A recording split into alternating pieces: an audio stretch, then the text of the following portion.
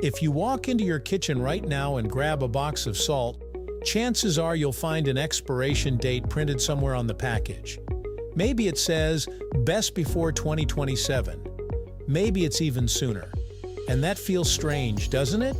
Because salt is supposed to last forever. We've all heard that salt never spoils. Ancient civilizations used it to preserve food for months. It's been buried underground for millions of years. It doesn't grow mold, it doesn't rot, it doesn't attract bacteria.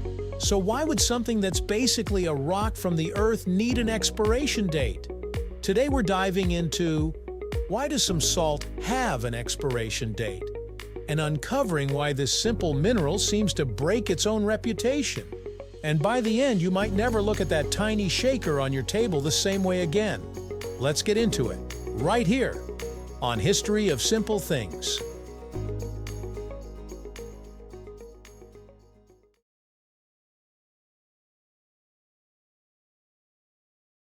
To understand why salt doesn't spoil, we need to look at what it really is.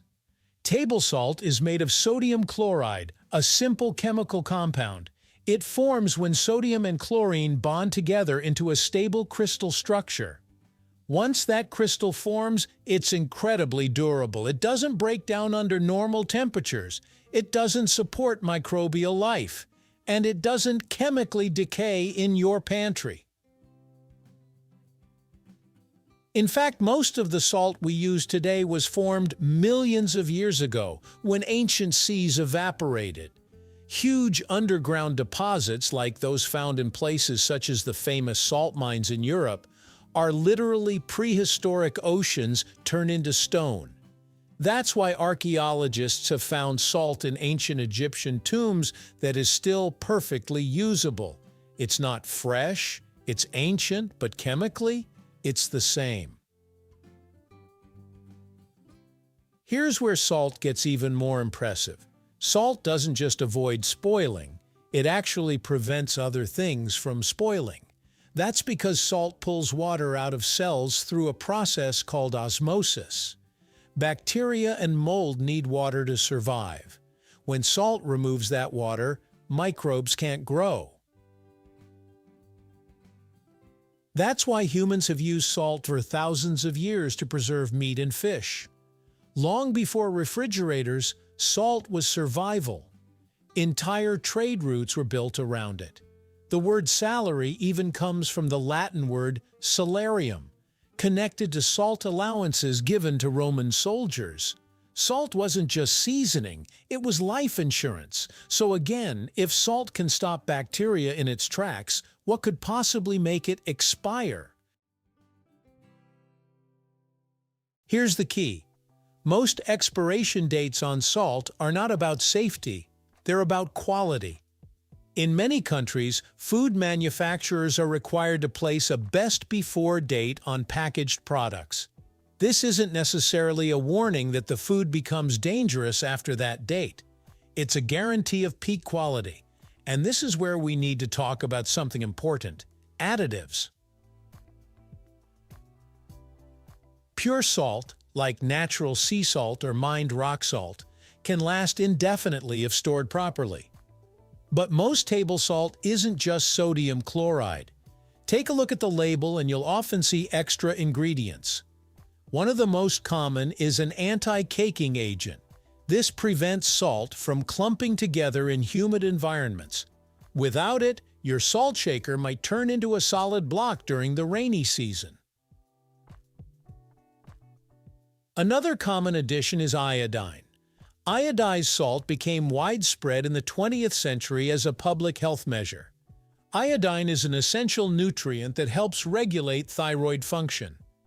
In the early 1900s, iodine deficiency was common in many inland regions, leading to thyroid enlargement and other health issues.